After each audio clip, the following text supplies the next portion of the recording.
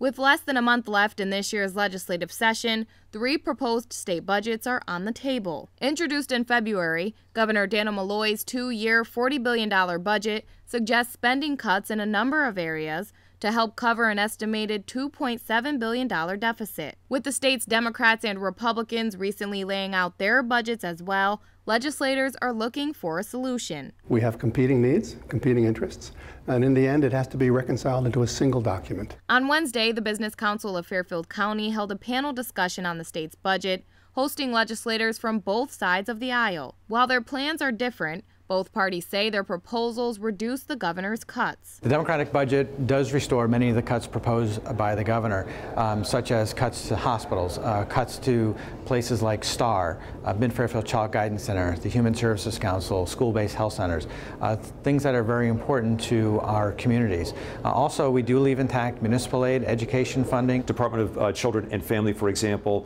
another, I think it was a $27 million cut proposed by the governor. We fund that back to, I think, 22 or 24 million. So we put most of the money back in, again, if not all of it, which we feel is important because this is the safety net for the people of Connecticut who really need those services. So where does each plan dig up the money? The Democrats' budget suggests expanding the state sales tax to certain services and raising taxes for higher earners. We do ask those who earn over $1 million to pay a little bit more in their income tax, and those who have over $1 million of capital gains to pay an additional amount of money. And we think those kinds of things where we can have property tax relief, we can provide middle income tax relief, but we can ask those who earn the most to give just a little bit more, that we can balance our budget. The Republicans' budget avoids tax increases, but proposes freezing wages for state workers. $223 million worth of budgeted overtime, if you can believe it, budgeted overtime going forward 2 years.